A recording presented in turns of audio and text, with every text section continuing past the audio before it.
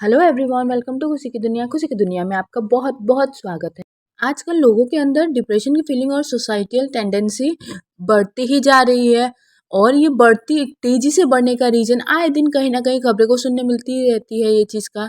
और कभी कभी हम खुद भी डर जाते हैं कि चल क्या रहा है, हो क्या रहा है। लोगों को लगता है कि उनकी लाइफ कम बेकार है, जिसमें ना कोई मकसद है ना कोई मतलब है। जिंदगी बस निराशा और हताशा से भरी हुई है। लेकिन उनकी असली प्रॉब्लम ये है कि उनको अपना अभी तक एलिमेंट मिला ही नहीं है। अपने एलिमेंट में रहना हमारे लाइफ को एक मीनिंग देता है। ये हमको एनर्जी और खुशी देता है। तो आज की समरी हमको वो क्लियर और सिंपल रास्ता बताएगी, जिससे कि हम अपना एलिमेंट ढूंढ पाए, यानी हमारे लाइफ में हमारा मकसद क्या है, हमको करना क्या है, वो समझ पाए। तो चलिए स्टार्ट करते हैं आज की समरी, जिसका नाम है finding your element, how to discover your talent and passion and transform your life, जिसे लिखा है केन रॉबिन्सन ने। इस समरी की बात की जाए तो यहाँ पे हम अपने उस एलिमेंट के बारे में जानेंगे जिसके लिए हमारा जन्म हुआ है। अपने एलिमेंट को ढूंढने के लिए हमको 3 प्रोसेस को फॉलो करना पड़ेगा। साथ ही साथ हमको लाइफ के 3 प्रिंसिपल्स को भी इंट्रोड्यूस कराएगा, जो हमारे लाइफ के एलिमेंट को ढूंढने के लिए हेल्प करेगा। आप अपने एलिमेंट में नेचुरली अच्छे होंगे, लेकिन आपको ये नहीं पता होगा कि वाकई में आप कोई कमाल कर सकते हैं। कई ऐसे भी लोग हैं जिन्हें अपने टैलेंट का पता ही नहीं है। लेकिन ये समरी हमको अपने हिडन टैलेंट से वाकिफ कराएगी। और साथ ही साथ हम सीखेंगे कि अपने पैशन के बारे में कैसे पता चले, या हमको क्या पता है, या हमको क्या अच्छा लगता है। हमारा एलिमेंट जो है वो हमारे पैशन के ऊपर में बेस्ड रहता है। अपने एलिमेंट को जानना और उसी के हिसाब से जीना हमको एक स्पिरिचुअल एनर्जी देता है। ये समरी हमको खुशी का सही मतलब बताएगी। हमारी खुशी, जब तक हमारी खुशियों में हमारी खुद की भलाई शामिल ना हो तब तक कुछ अच्छी खुशी नहीं हो सकती। तो जब हम अपने एलिमेंट को जान लेते हैं तो हमारी खुशियों के साथ साथ भलाई भी बढ़ती जाती है। इंसान एक सोशल एनिमल है। अगर हम उन लोग के साथ उठना बैठना रखेंगे जो हमारे जैसे, तभी हम ज़्यादा सक्सेसफुल हो पाएंगे। एक जैसे एलिमेंट वाले लोग एक ट्राइब में आते हैं, इसीलिए जिससे आपका एलिमेंट मिल जाता है आप उनसे ज़्यादा मिलजोल रखते हैं। आप सीखेंगे कि अपने ट्राइब को कैसे ढूंढा जाए और अपने ट्राइब में रहने के क्या क्या फ़ायदे होते हैं। तो अब लाइफ में मीनिंग ढूंढना चाहते हैं या फिर लाइफ में कुछ इंटरेस्टिंग करने की सोचते हैं, आपके लिए ये दोनों ही सपने एलिमेंट में रह करके पूरे हो सकते हैं। ये समरी हमको उसे ढूंढने का रास्ता बताएगी। तो चलिए अपने उस एलिमेंट को ढूंढने की जर्नी को हम स्टार्ट करते हैं। हम सबके अंदर कोई ना कोई नेचुरल क्वालिटीज़ होती ही है। आपकी क्वालिटीज़ कुछ भी हो सकती है, जैसे कि आप बहुत अच्छे सिंगर हो सकते हो या बहुत अच्छे मैथमेटिशियन हो सकते हो। इन सारे स्किल में कोई एक एक्टिविटी ज़रूर से होगी जिसमें आप सबसे ज़्यादा एंजॉय करते हो। और यही एक्टिविटीज़ असल में आपका एलिमेंट है, यानी वो काम जिसको करने में आपको मज़ा आता है, जिसे करते टाइम आप कभी भी बोर नहीं होते हो। तो मान लीजिए कि वही वो चीज़ है जिसे आप करने के लिए पैदा हुए हो। अब सवाल ये आता है कि आपको अपना एलिमेंट ढूंढना क्यों चाहिए। इसके पीछे 3 कारण है। पहला कारण पर्सनल है। अपना एलिमेंट ढूंढ करके आप अपनी कैपेबिलिटीज़ को का पता लगा सकते हैं, जो आपको सही डायरेक्शन की तरफ गाइड करेगा। दूसरा कारण है सोशल। सोसाइटी में तभी सुधार होगा जब लोगों को उनका एलिमेंट पता चलेगा, क्यों, जो कि आपको एक पर्पस देगा और आपको निराशा, डिप्रेशन और सुसाइड करने के विचार से बचाएगा। तीसरा कारण है कि इकोनॉमी। आपका एलिमेंट आपका नेचुरल टैलेंट दिखाता है। आपके एलिमेंट में आपके कॉम्पिटिटर्स भी होंगे। ऐसे जॉब जो आपके एलिमेंट में फिट होती है वहाँ पे आप बेहतर परफॉर्म कर पाएंगे। इससे आप अपने अर्निंग पोटेंशियल भी बढ़ा सकते हैं, इजीली प्रमोशन भी पा सकते हैं। तो अपने एलिमेंट को ढूंढना जो किसी जर्नी से कम नहीं है, चाहे इसके लिए आपको 2 तरह की दुनिया की खाक भी छाननी पड़े तो भी वो वर्थ है। पहली तो दुनिया हमारा इनर वॉइस, यानी कि हमारा माइंड, जहाँ पे हमारे थॉट्स और हमारे फीलिंग्स रहते हैं। दूसरी दुनिया है आउटर वर्ल्ड, यानी कि बाहरी दुनिया, आपके आसपास का माहौल, जहाँ पे दूसरे लोगों के साथ आप रूबरू होते हैं। अब इन दोनों दुनिया को एक्सप्लोर करने के लिए आपको 3 प्रोसेस को फॉलो करना पड़ेगा। पहला प्रोसेस है टर्निंग डाउन द टॉरिक्स, यानी कि शोर को कम करना। ये एक ऐसी टेक्निक है जहाँ पे आप अपना इनर वर्ल्ड ही एक्सप्लोर करेंगे। अब इनर वर्ल्ड क्या है, आप कोई बाहरी आवाज़ नहीं सुनेंगे। हम हर वक्त अपने आसपास लोगों से घिरे रहते हैं। कोई लोगों प्रति, उन लोगों के प्रति जो हमारी जिम्मेदारियाँ होती है, उनकी जो हमारे प्रति उम्मीदें होती है, हमको उन पर पे खरा उतरना पड़ता है।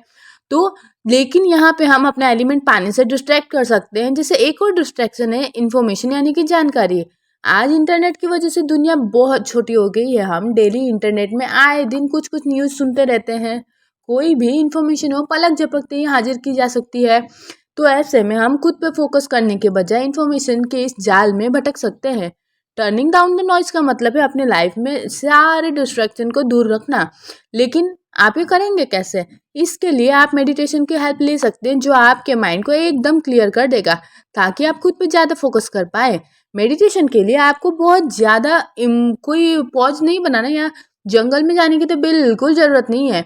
बट हम आपको यहाँ पे एक सिंपल टेक्निक पढ़ेंगे जो घर पे कर सकते हैं। अपनी पीठ सीधी करके एकदम रिलैक्स होकर के बैठ जाए, अपने कंधे एकदम ढीले छोड़ दे, आंखें बंद करिए और गहरी सांस लीजिए। कुछ सेकंड सांसों को होल्ड करिए और फिर धीरे धीरे सांस बाहर छोड़ दीजिए। अपनी सांसों पर फोकस करते हुए इस प्रोसेस को रिपीट करिए। कुछ देर करने के बाद रेगुलर ब्रीदिंग पे आ जाइए। लेकिन एक चीज ध्यान रखें कि आपका सारा फोकस सिर्फ और सिर्फ आपके ब्रीदिंग पर होना चाहिए, आपकी सांसों पर होना चाहिए। मेडिटेशन के दौरान हमारा दिमाग यहाँ वहाँ भटकते रहता है, जो कि नॉर्मल है। जो ये नॉर्मल एकदम नॉर्मल, जब आप अपने ब्रीदिंग पर फोकस करना सीख जाएंगे तो थॉट्स भी कंट्रोल होने लगेंगे। आप ये एक्सरसाइज रोजाना 10 मिनट कर सकते हैं। उसके बाद धीरे धीरे आंखें खोल करके 10 मिनट रिलैक्स करिए। दूसरा प्रोसेस है अपना नजरिया चेंज करना। आपको खुद को लेकर के एक इमेज बना रखा होगा, आपके मन में कुछ धारणा होगी, जैसे कि कुछ लोग सोचते हैं कि वो गा नहीं सकते, लेकिन क्या ये कंफर्म करने के लिए उन्होंने कोई सिंगिंग क्लास ली है कि वो गा सकते हैं या नहीं? तो ठीक वैसे ही दूसरों ने भी आपके लिए कुछ धारणाएं बना रखी होंगी। आपकी उनकी सोच आपकी सोच को अफेक्ट करने लग जाती है। तो ऐसे में लोग आपको आपके एलिमेंट को पहुंचने नहीं देते हैं, आपको जो आपका एलिमेंट है। इसीलिए अपने एलिमेंट की तलाश करते हुए ऐसे लोगों से हमको बचना होगा। अपना नजरिया चेंज करने का बस एक तरीका है, विजन बोर्ड बनाना। कई बार जब हम कोई मैगजीन पढ़ते हैं तो कोई सेंटेंस या फिर कुछ इमेज हमको अट्रैक्ट करती है। उन वर्ड्स और इमेजेस को काट लीजिए और एक बोर्ड पे चिपका दीजिए। तो ये तैयार हो गया आपका विजन बोर्ड, जो आपके पैशन और हॉबीज को दिखाता है। ये दिखाता है कि आप फ्यूचर में क्या करना चाहते हैं। अपने विजन बोर्ड को ऐसी जगह पे रखिए जहां से आप उसे डेली देख सकें। ये आपका नजरिया चेंज करके आपको अपने एलिमेंट पे फोकस करने के लिए हेल्प करेगा। वैसे और एक टेक्निक है जो आप यूज कर सकते हैं, ऑटोमैग्नेटिक राइटिंग। इसके लिए आपको एक पेन और पेपर लेना पड़ेगा। आप आराम से बैठ के डिसाइड कर लीजिए कि आपको किस थीम पर लिखना चाहते हैं। थीम का एक एग्जाम्पल हो सकता है मेरा पैशन। आपके माइंड में जो भी आए वो सब लिख डालिए। स्पेलिंग मिस्टेक, पंक्चुएशन और ग्रामर की तो आप टेंशन ही मत लीजिए।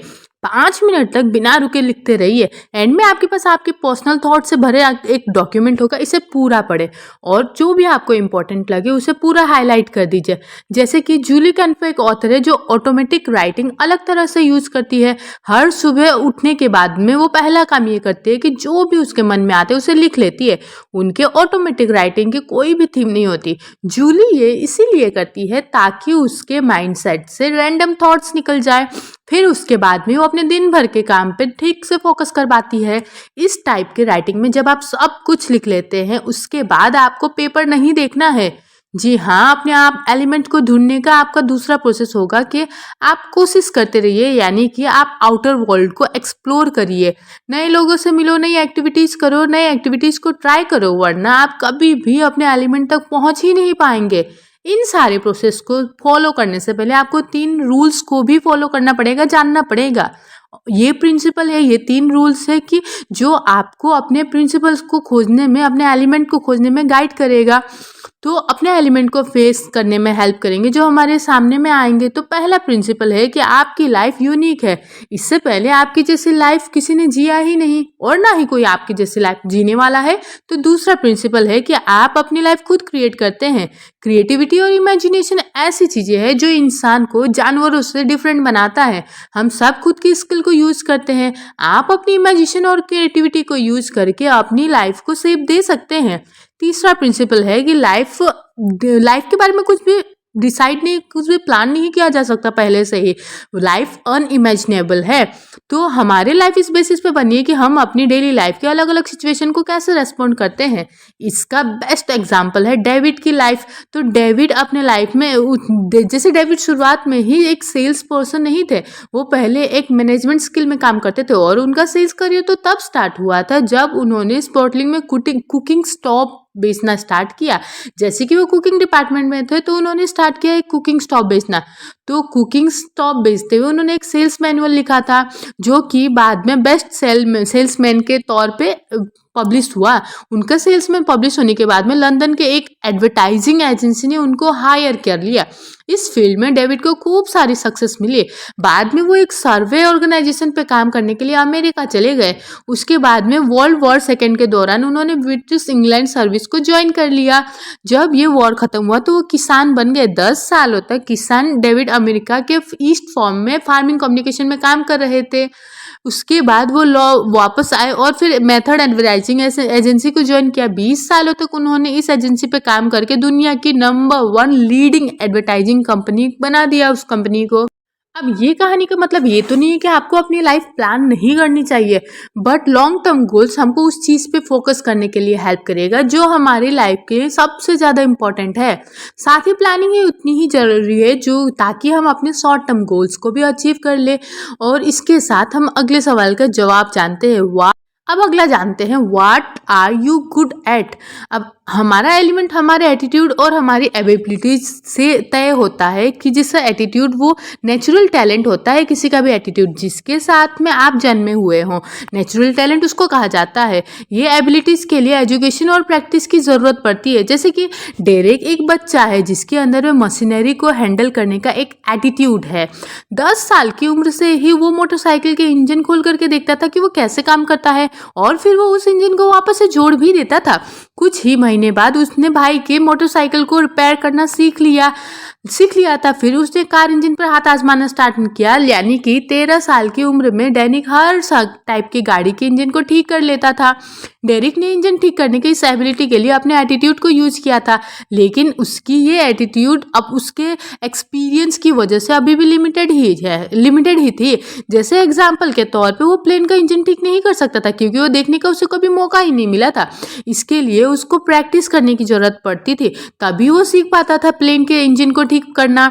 तो इसी तरीके से कुछ लोग जल्दी ही लाइफ में अपना एटीट्यूड ढूंढ सकते हैं, यानी यूँ कहे कि जिसको उनको मिल जाता है। लेकिन ऐसे बहुत से लोग हैं जिन्हें कभी अपना एटीट्यूड मिल नहीं पाता है। यहाँ हम पर एक सिंपल एक्सरसाइज बताएंगे जिससे हम अपना एटीट्यूड ढूंढ सकते हैं। सबसे पहले बड़ा सा पेपर लीजिए। इस पेपर पे वो सारी एक्टिविटीज लिखिए जो आप डेली करते हैं। अब इन्हें 3 कैटेगरी में डिवाइड कर दीजिए। 3 कैटेगरी के एग्जाम्पल है वर्क यानी कि आपका काम, हॉबी यानी कि जो आपको करना अच्छा लगता है, और हाउस होल्ड वर्क यानी कि घरेलू काम। और आपको वही कैटेगरीज को फॉलो करना है जिसका कोई मतलब हो। अब सोचिए कि आपके अंदर इन सारी कैटेगरीज के लिए क्या क्या एटीट्यूड है। फॉर एग्जाम्पल जैसे मान लीजिए कि आप अकाउंटेंट का जॉब कर रहे हैं, तो इससे रिलेटेड एटीट्यूड है मैथ्स यानी कि गणित। अब हो सकता है कि आपकी हॉबी पेंटिंग हो जिससे रिलेटेड आपकी एटीट्यूड हो, क्रिएटिविटी हो और टैलेंट हो। तो इन सारे एक्टिविटीज आप तो अपने पेपर पे लिख लीजिए। अब इसके बेसिस पर आप रैंक दे दीजिए कि आप किस में कितने अच्छे हैं। इसके लिए आपको 3 ग्रुप बना सकते हैं, गुड, एवरेज और नॉट सो गुड। लास्ट में अपने ग्रेड्स को रिव्यू करिए। अब ये ध्यान रखना कि आपका जो रिव्यू होता है वो एक्यूरेट हो यानी कि सटीक हो। ये कंप्लीट होने के बाद में आप वो रिव्यू देख सकते हैं कि आपका किस ग्रेड में आप अच्छे हो। ये करने से आप अपनी एबिलिटीज को डेवलप कर सकते हो। हालांकि ये टेस्ट आपकी एबिलिटीज को नहीं दिखाता जिन्हें अब तक आपने डिस्कवर ही नहीं किया, जो आपको पता ही नहीं हो आपके बारे में। तो इस प्रॉब्लम का एक सॉल्यूशन ये है कि आप एप्टीट्यूड टेस्ट लीजिए। ये टेस्ट डिसाइड करेगा कि आपके एप्टीट्यूड एग्जैक्टली है क्या। फिर उसके हिसाब से आपको बताया जाएगा कि आप किस टाइप की एबिलिटीज अपने अंदर डेवलप करनी चाहिए। आपको ऑनलाइन ऐसे बहुत सारे एप्टीट्यूड टेस्ट मिल जाएंगे, लेकिन ये ऑनलाइन टेस्ट लेते वक्त आपको सावधान रहना होगा क्योंकि कई बार ब्रॉड स्टेटमेंट इनमें लिखे होते हैं जो हमको कुछ हद तक लुभा सकते हैं, जिससे हमको लग सकता है कि पूरा रिजल्ट एकदम सही है। इसे फॉरर इफेक्ट कहते हैं। इसका एक अच्छा सा एग्जाम्पल खुद ऑथर हैं जिन्होंने अपने बेटे के साथ में एप्टीट्यूड टेस्ट लिया था। इसमें 2 टेस्ट थे। ये 3-3 घंटे की सेशन थे जिसमें उनकी मेमोरी, वोकैबुलरी, मैथ्स और टाइम मैनेजमेंट स्किल का टेस्ट लिया जाता था। रिजल्ट के कुछ पार्ट एकदम सही थे। इससे पता चलता है कि कैन में अपने बेटे से ज़्यादा कोऑर्डिनेशन की स्किल थी। दोनों जानते थे कि ये बात एकदम सच है। टेस्ट से ये भी पता चला कि केन के बेटे को केन के मुकाबले म्यूजिक की बेहतर समझ थी। अब जिन्हें अपना एलिमेंट नहीं पता है उनको लगेगा कि ये पूरा का पूरा स्टेटमेंट गलत है, लेकिन केन जानते हैं कि उनका एलिमेंट पब्लिक स्पीकिंग है। उनका कहना था कि उनका जो एप्टीट्यूड है, उनका एटीट्यूड जो है वो इंजीनियरिंग डिजाइनर के लिए अच्छा है। इससे पता चलता है कि कैसे एटीट्यूड टेस्ट बड़ी ही आसानी से आपको अपने एलिमेंट से दूर भी कर सकता है। साथ ही ये बात भी ध्यान में रहे कि आपका एलिमेंट टाइम के साथ बदल सकता है, आपकी चॉइस आपके टाइम के साथ में बदल सकती है, आपकी इच्छाएं आपके टाइम के साथ में बदल सकती है।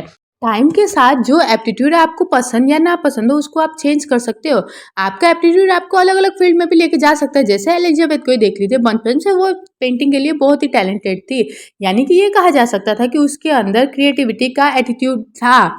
एक दिन उसने कॉस्ट्यूम डिजाइनिंग कंपटीशन में हिस्सा लिया और वो कंपटीशन जीत गई। उसने जितनी बार इस कंपटीशन में हिस्सा ली वो हर बार जीती। एलिजाबेथ बड़ी होकर के कॉस्ट्यूम डिजाइनर बनी। उसका एलिमेंट पेस्टिंग से कॉस्ट्यूम डिजाइनर की तरफ चेंज हो गया था, हालांकि वो सेम एप्टीट्यूड पर फोकस करती रही। आई होप आप समझ रहे हो। इसीलिए चलिए आगे और थोड़ा डिटेल्स में जानते हैं इस बात को, और इस सवाल का भी जवाब ढूंढना होगा कि व्हाट डू यू लव, यानी कि एटीट्यूड ही इकलौती ऐसी चीज नहीं है जो हमारा एलिमेंट डिसाइड करती है। एलिमेंट ऐसी चीज है जिसे लेकर के हम पैशनेट फील करते हैं। पैशन एक ऐसा प्यार है जो हमको एक पॉजिटिव स्पिरिचुअल फीलिंग्स, एनर्जी और पावर देता है। लेकिन ये स्पिरिचुअल एनर्जी एग्जैक्टली है क्या, इसे समझने के लिए हमको पहले फिजिकल एनर्जी के पर ध्यान देना होगा। हमारी बॉडी की एनर्जी हमारे लाइफस्टाइल से एनर्जी जो पावर हमको देती है।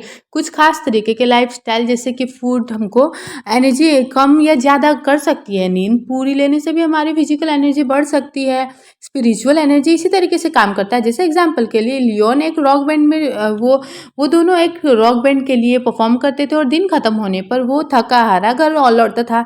योन इस काम से खुश और सेटिस्फाइड था क्योंकि इसके लिए उसकी स्पिरिचुअल एनर्जी थी। पियोन अपने म्यूजिक के लिए एक पैशनेट है, लेकिन इसके साथ ही वो खुद का बिजनेस भी कर रहा है जहाँ से उसकी मेन इनकम होती है। पूरा दिन अपने काम से बिजी रहने के कारण वो अपने पैशन के लिए समय निकाल ही लेता है। इयोन अपने डेली स्टूडियो में ड्रम बजाने, जैसे इयोन की स्पिरिचुअल एनर्जी उसको पावर देती है क्योंकि वो अपना जिसे उसको लाइक है, उसको पसंद है, वो काम कर रहा है। और वैसे ही हमारी स्पिरिचुअल एनर्जी हमको पावर देती है। हमारा पैशन जो होता है, पैशन का कोई शेप या फॉर्म नहीं होता है। तो एक पैशन जैसे कि फॉर एग्जांपल केन एक पर्सन है, वो अपने रॉबिन्स के ट्विटर पर एक टॉपिक पर लोगों का नज़रिया जानने के लिए सवाल पूछा था। क्या आप किसी ऐसे इंसान को जानते हैं जिसका काम करना आप बिल्कुल भी सहन नहीं कर सकते हो? तो एक औरत ने कहा कि उसकी दोस्त है जो नाला साफ करने का काम करती है और उसे अपना काम पसंद है। अब जाहिर है कि इस काम से ज़्यादातर लोग नफरत करते हैं। और एक एग्जाम्पल है टीचिंग का। कुछ लोगों को पढ़ाने का काम एकदम बोरियत भरा लगता है, लेकिन उन टीचर से जाके पूछिए जिनको बच्चों को पढ़ाने में बहुत मजा आता है। और एक एग्जाम्पल है रेलिंग पार्सन्स। बचपन से ही एक टैलेंटेड गिटारिस्ट रहा है। उसके दोस्त और उसके फैमिली मेंबर्स हमेशा उससे यही कहते थे कि तुम एक रॉक स्टार बन सकते हो, लेकिन टेडी को ऐसा नहीं लगता था कि म्यूजिक की फील्ड में वो अपना करियर बना सकता है। 18 साल का होते ही उसने अपने सारे गिटार बेच करके एक मिलिट्री ज्वाइन कर लिया। मिलिट्री छोड़ने के बाद रैंडी ने पुलिस फोर्स ज्वाइन कर ली। उसको अंदर इस जॉब के लिए नेचुरल एटीट्यूड था।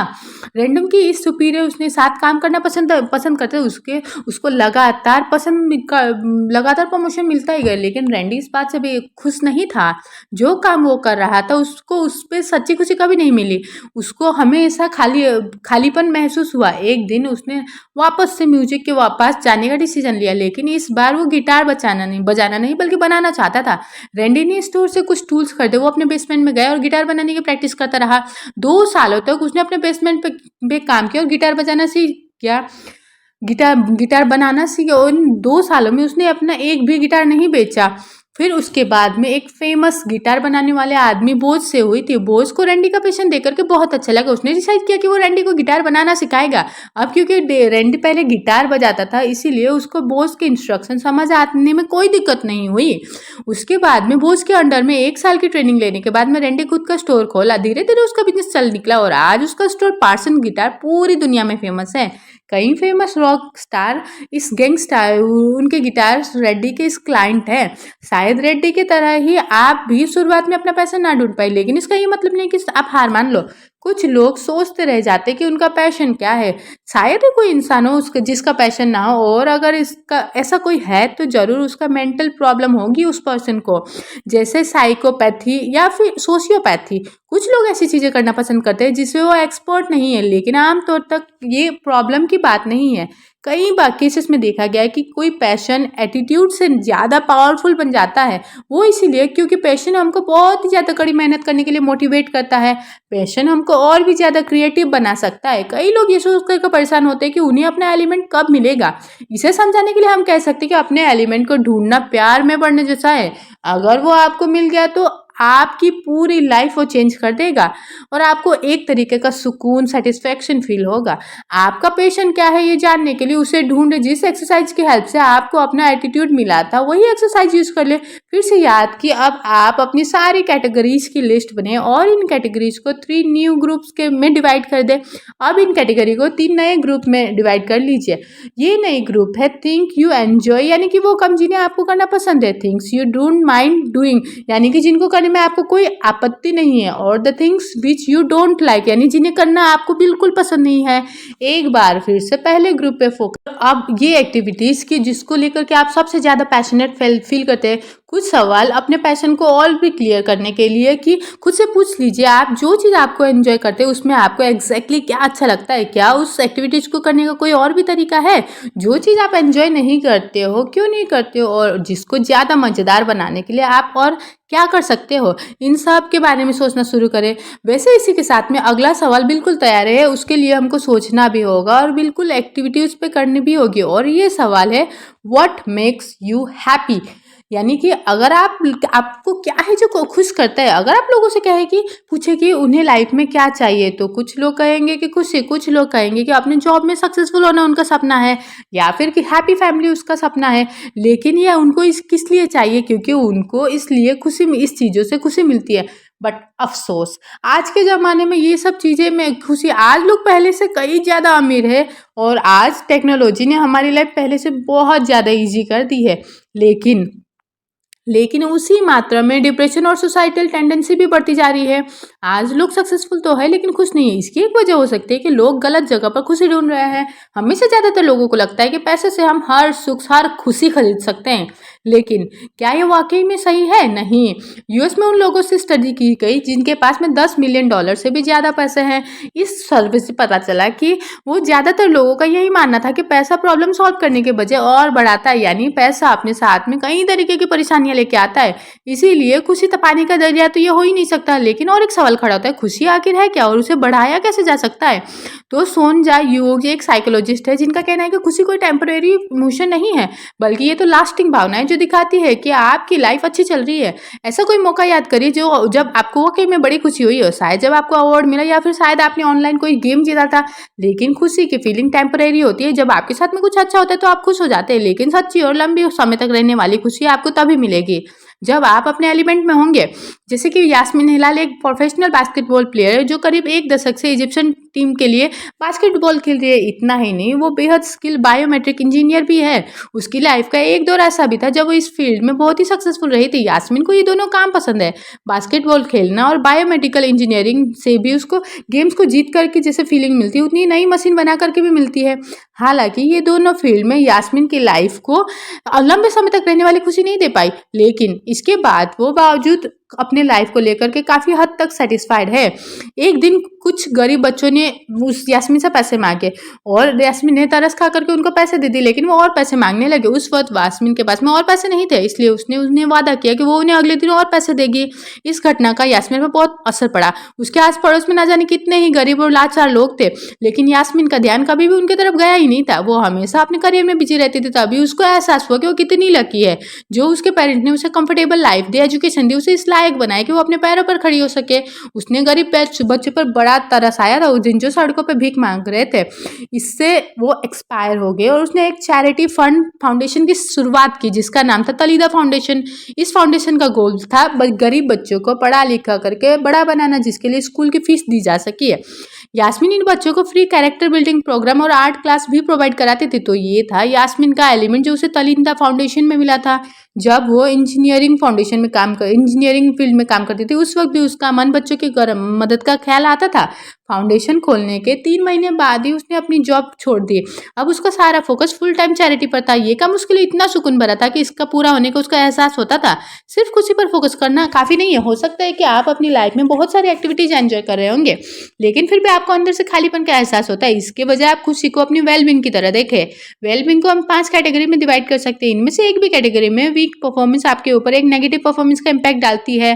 तो पहली कैटेगरी है आपके करियर का वेलबींग। ये तब पूरी होती है जब आप अपने डेली एक्टिविटीज को एंजॉय करते हो। और सेकंड कैटेगरीज आती है सोशल लेवल बाइंग, यानी कि सोशल वेलबींग कब होती है? ये तब होता है जब आपके रिलेशनशिप प्यार से भरे होंगे और मजबूत होंगे। तीसरी कैटेगरी है फाइनेंशियल वेलबींग, यानी कि अपनी इकोनॉमिक कंडीशन पे अपने, और चौथी एक्टिविटीज़ है फिजिकल एक्टिविटी, जब आप तंदुरुस्त होंगे, सेहतमंद होंगे।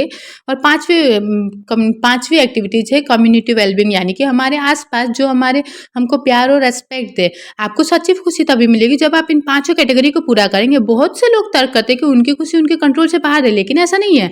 आपकी खुशी को मेन 3 फैक्टर अफेक्ट करते हैं: आपका माहौल, बायोलॉजी और आपका बिहेवियर। इन तीनों में से आपका बिहेवियर 40% आपकी खुशी को अफेक्ट करता है, लेकिन बिहेवियर हमारे कंट्रोल में है। हम क्या चूज करेंगे, हम क्या फील करेंगे, ये हमारे हाथ में है। ग्रेटसन रूबिन एक ऑथर है जो कि कई सालों से हैप्पीनेस पर, यानी कि खुशी पर स्टडी कर रही है। वो कहती है कि खुश रहने का एक ही तरीका है। आप ये सोचिए कि आप खुश हो, बस। जब आपको आपका एलिमेंट मिल जाएगा तो अपने अंदर या माइंडसेट को डेवलप करो। खुश रहने का और एक तरीका है गेटिंग ओवर योरसेल्फ, यानी कि सिर्फ अपने बारे में सोचने की सोच को बदलो, दूसरे की खुशी और उनकी जरूरतों को भी समझो। ये चीज हमको यास्मीन हलाल के केस में एकदम साफ दिखाई देता है। आपको ये चीज ध्यान में रखनी होगी कि अपने एलिमेंट में रहना कोई परमानेंट हैप्पीनेस की गारंटी नहीं देता है। लाइफ में प्रॉब्लम तो बिल्कुल रहेगी और बुरे लोग तो रहेंगे ही रहेंगे। और हाँ, अपने एलिमेंट में रहने की वजह से आपको इन चीजों को ज्यादा फर्क नहीं पड़ेगा, क्योंकि जब आप वाकई में खुश रहोगे फिर इस बात से फर्क नहीं पड़ता कि लोग कैसे हैं, हालात कैसे हैं। है ना इंटरेस्टिंग? सोचने में कितना अच्छा लग रहा है। तो सोचो, अभी हमारी जर्नी पूरी नहीं, यानी कि हमें अगले सवाल का जवाब भी ढूंढना बाकी है। वेयर इज योर ट्राइब, यानी कि इस दुनिया में हर इंसान यूनिक है, लेकिन आपका पैशन जो है वो और इंटरेस्ट जो है वो यूनिक, सबसे यूनिक है, यानी सबके साथ मैच नहीं करता है। आपका एलिमेंट ऐसी चीज़ें नहीं है जो कि आपके लिए यूनिक है। ऐसे कई लोग हैं जो कि जो अपना एलिमेंट शेयर करते हैं, वही ये लोग जो आपका ट्राइब बन सकते हैं, जो कि आपकी टेस्ट के साथ में मैच आ सकते हैं। जो कि अपने एलिमेंट के होने का मतलब होता है अपने ट्राइब में फिट होना। जैसे कि मान लीजिए आपको अपने एलिमेंट के लोगों का कल्चर, उनका जो एप्रिसिएशन है, उनका जो चाहिए आपको, कि यानी आपको जो लाइक्स डिसलाइक है। जैसे मान लो कि किसी काम या किसी एक्टिविटीज़ को लेकर के आप बहुत पैशनेट है, लेकिन उससे जुड़ा जो कल्चर उसको आपको पसंद नहीं है। इसका मतलब ये है कि आप वो काम आपका एलिमेंट है ही नहीं। अब जैसे जॉन का एग्जाम्पल ले लो, वो फुटबॉल का एक बहुत अच्छा प्लेयर है, लेकिन उसको फुटबॉल से रिलेटेड जो वहाँ पे उनकी जो कल्चर रहते वो पसंद ही नहीं है। तो कि बल्कि जो आपको कैजुअल टीम के साथ में खेलने और कोच करने में ज़्यादा मज़ा आता था। तो फिर अपने एलिमेंट से चीज़ें जुड़ो का मानना, जो उनको पसंद होना, वो भी ज़रूरी है। क्योंकि जैसे कि अफर्मेशन, गाइडेंस, कोलैबोरेशन, ये चारों चीज़ें आपको किसी भी काम में सक्सेस होने के लिए चाहिए। अफर्मेशन यानी कि सपोर्ट, जो सपोर्ट से फीलिंग मिलती है। जब आप ट्राइब के साथ में जुड़े होते हैं तब आपका एहसास होता है कि आपका पैशन नॉर्मल है, यानी कि आपके जैसे और भी लोग हैं जो सेम पैशन शेयर करते हैं। इंसान को आगे बढ़ने के लिए दूसरों के सहारे की जरूरत होती है। एक ट्राइब का होना आपके पोटेंशियल को बढ़ाता है। गाइडेंस का मतलब है इन्फॉर्मेशन, यानी कि हम खुद सारी चीज़ें नहीं सीख सकते हैं और हमें गाइडेंस की ज़रूरत पड़ती है, और किसी ऐसे इंसान की ज़रूरत पड़ती है जो हमें सिखाए, सही रास्तों पे गाइड करे। तो आपकी ट्राइब एक्सपीरियंस हमको इसमें हेल्प कर सकता है। कोलैबोरेशन का मतलब है साथ मिल के काम करना। एक ट्राइब के मेंबर्स मिल करके सब कुछ करते ना, ताकि दूसरे से सीख सके। नॉलेज एक ऐसी चीज़ है जो इंसान दूसरों से शेयर करता है। इससे पूरी ट्राइब में अपने एलिमेंट से सुधार करने का मौका मिलता है। कोलैबोरेशन से हमको नए दोस्त और नए प्रोजेक्ट में ढूंढने के लिए इंस्पिरेशन मिलती है, यानी हमको पावर मिलती है। इंस्पिरेशन का मतलब है सुधार करना। आपको अपनी ट्राइब में कुछ बहुत ही सक्सेसफुल लोग पक्के से मिलेंगे। उनकी कहानी आपको और ज़्यादा मेहनत करने के लिए आपको मोटिवेशन देगी, और फ्यूचर में कुछ अचीव करने के लिए जी जान से जुड़ जाएंगे। अगर आप किसी ट्राइब में नहीं है तो आपको ऐसे लोग भी नहीं मिलेंगे जो आपको इंस्पायर कर पाए। द मैकमैजिन इन्वेस्टिंग थिंकर्स की ट्राइब वो लोग हैं जो नई नई मशीन बनाते हैं। जो ज़्यादातर लोग ये लोग अकेले और सबसे कट करके रहने वाले लोग होते हैं, लेकिन मैक मैगज़ीन ने वो अपना एक ट्राइब ढूँढने का मौका मिला। ये एक फाउंडर है, उनकी मैगज़ीन लॉन्च होते एकदम फेमस हो गए थे। मैक नए नए गैजेट और बदलाव के बारे में स्टोरी पब्लिश करते थे। उन्होंने दिखा दिया था कि इन टॉपिक्स में बहुत सारे लोग इंटरेस्ट रखते हैं। इससे उन इन्वेस्टिमेटर को फ़ौरन इन्फॉर्मेशन मिल गई जो इस मैगज़ीन को पढ़ते हैं। धीरे-धीरे मैक मेकर वो लीडिंग आवाज़ के तौर पे उभर गए। वो एक ऐसे पर्सन जो मशीनों के साथ में एक्सपेरिमेंट करने के दिलचस्पी दिखाते हैं। मैक ने दी गई जानकारियाँ कई इन्वेंटर को गाइड करने का काम करती है। मेकर मूवमेंट जब काफ़ी पॉपुलर हो गया तो उन्होंने मेकर फेयर क्रिएट किया, जो ये एक ऐसी तरह के इन्वेस्टर जमा होते थे वहाँ पे, जहाँ पे मेकर फेयर इन्हें अपनी नई नई इन्वेंशन दिखाने का मौका मिलता था, जहाँ पे जो लोग आते थे अपना इन्वेंशन दिखाते थे और कई इन्वेस्टर्स आपस में कोलैबोरेट करते थे यहाँ पे। जिससे क्या होता था कि अपने कॉम्प्लेक्सन मशीनें बनाया करते थे, सब कोलैबोरेट बना करके बड़ी और कॉम्प्लेक्स मशीनें बनाया करते थे। 2011 में कैलिफोर्निया फेयर मेकर में 70,000 से भी ज़्यादा पार्टिसिपेंट ने हिस्सा लिया। इनमें से कई लोग तो बच्चे भी थे या नए इन्वेंटर भी थे। तो इससे क्या हुआ था, उससे साबित हुआ कि इन लोगों में पोटेंशियल की कमी नहीं है और उन्हें मौका मिले तो ये तो क्या कुछ नहीं कर सकते। जो नौजवान ट्राइब ज्वाइन करते थे उनके लिए ऐसे इवेंट्स काफ़ी इंस्पायरिंग होते थे। कभी कभी अपने ट्राइब में जाने का एक फ़ायदा होता है कि हमको अपने एलिमेंट पता चलता है। हम इसके लिए सिंपल एक्सरसाइज कर सकते हैं। आराम से सोचिए कि आपको किस टाइप का ट्राइब चाहिए। नीचे कुछ सवाल है जिसको आपको जवाब देने पड़ेंगे। आपको लोगों में क्या इंटरेस्टिंग लगता है, किस टाइप के पर्सनैलिटी के लोग आपको अट्रैक्ट करते हैं, आपके लिए ट्राइब में क्या सबसे ज़्यादा अचीव करने में मैटर करता है, आप लोगों में ज़्यादा फोकस करते हैं उनके कान पे। ये कुछ ऐसे सवाल है जो आपको इसके आंसर देने पड़ेंगे, तभी आप आपसे रिलेटेड, आपकी लाइक्स डिसलाइक्स से रिलेटेड सब जवाब जान पाएंगे। हो सकता है उनका और आपका एलिमेंट सेम ही हो। पुराने समय में लोगों को अपना ट्राइब ढूंढने में काफ़ी दिक्कतें आती थी, लेकिन आज ऐसा नहीं है। आज के टाइम में इंटरनेट की मदद से सब कुछ बहुत ही ईजिली मिल सकता है। बस आपको गूगल सर्च करना है और पलक झपकते ही आपको अपने पैशन से रिलेटेड ट्राइब मिल ही जाएंगे। इसकी तरह सोशल मीडिया पे भी आपको सेम ही पैशन और इंटरेस्ट वाले लोग भी मिल जाएंगे। तो इसी के साथ में अब हम पहुंच गए हैं कंक्लूजन पे, यानी कि हमने क्या क्या सीखा, कितना हमें याद है और कहाँ कहाँ पे हमको एक्शन लेना है। एक बार फिर से दोहराते हैं। मुद्दा मामला ऐसा है कि सबसे पहले हमने सीखा कि हमें अपना एलिमेंट ढूंढना है जो पर्सनल, सोशल और इकोनॉमिक कारणों के लिए बहुत जरूरी है। अपने एलिमेंट ढूंढने के लिए हमको 3 प्रोसेस को फॉलो करना पड़ेगा। तो turning down the noise and changing your perspective और गिविंग इट अ ट्राई, यानी कि अपने एलिमेंट को ढूंढते वक्त में हमको 3 प्रिंसिपल्स हमेशा याद रखने होंगे। ये बात ध्यान रहे कि आपकी लाइफ यूनिक और ऑर्गेनिक है, ये आपकी जिंदगी है, इसलिए आपको इसको खुद क्रिएट करना होगा। दूसरी चीज, हमको अपने एटीट्यूड और एबिलिटीज के बारे में भी समझा। जिन चीजें में हम नेचुरली अच्छे हैं वो हमारी एटीट्यूड है। एप्टीट्यूड हमको कई एबिलिटीज डेवलप करने में हेल्प करेगा। तो जैसे जैसे हम ग्रो करते जाएंगे हमारा एलिमेंट भी चेंज हो सकता है, इस बात को हमेशा ध्यान रखना। तीसरी चीज, पैशन भी हमारे एलिमेंट को काफी हद तक अफेक्ट करता है। पैशन एक तरह का प्यार है जो हमारी स्पिरिचुअल एनर्जी को बढ़ाता है। इसके लिए हम कह सकते हैं कि हमारे एलिमेंट के लिए पैशन ही सबसे इम्पोर्टेंट फैक्टर है, यानी कि ये हमको हमारे एटीट्यूड को और भी ज़्यादा पावरफुल बना सकता है। चौथी चीज़ हमने यह सीखा कि कैसे हम अपने एलिमेंट में होने हमको हमारी लॉन्ग लास्टिंग पर्पस के लिए खुशी देता है, ये हमारी वेलबींग को भी खुशी देता है और हमारी ओवरऑल ग्रोथ के लिए बहुत ज़रूरी है। Career wellbeing, social wellbeing, financial wellbeing और फिजिकल वेलबींग और कम्युनिटी वेलबींग। फाइनली हमने अपने ट्राइब को ढूंढने का फ़ायदा भी जाना। हमारा ट्राइब उन लोगों का ग्रुप है जिनके इंटरेस्ट और पैशन हमारे साथ में मेल आते हैं, हमको हमारे जो मैच होता है। ये हमको हमारी अफर्मेशंस, गाइडेंस, कोलैबोरेशन और इंस्पिरेशन देता है। अगर हम अपना ट्राइब को अपनी लाइक्स एंड डिसलाइक्स के हिसाब से अपना ट्राइब को चूज करें तो हमको शायद लगता होगा कि हमको हमारी लाइक्स जो कि मीनिंगलेस है। आप शायद सोचते होंगे कि आप सिर्फ अपनी ड्यूटी कर रहे हैं और दिन काट रहे हैं। अगर ऐसा है तो इसका मतलब है कि आप वो नहीं कर रहे जिसके लिए आपने जन्म लिया है। आपने क्यों जन्म लिया है ये पता करना आपकी जिम्मेदारी है। अपने एलिमेंट को ढूंढ करके आप अपना पर्पस ढूंढ सकते हैं। आपका एलिमेंट ही आपको सच्ची खुशी और सेंस ऑफ फुलफिलमेंट दे सकता है। तो इसी के साथ में ये समरी यहीं पे कंप्लीट होता है। लेकिन हमें अगर कंप्लीट होना है तो हमको अपने एलिमेंट को ढूंढना होगा, और वो ढूंढने के लिए हमको क्या क्या करना होगा ये हमने इस समरी पे जाना। तो ये समरी आपको कैसी लगी, और कोई समरी आपको कुछ सुननी हो तो वो आप कमेंट बॉक्स पे मैसेज कर सकते हैं। Thank you for listening this audio. Thank you.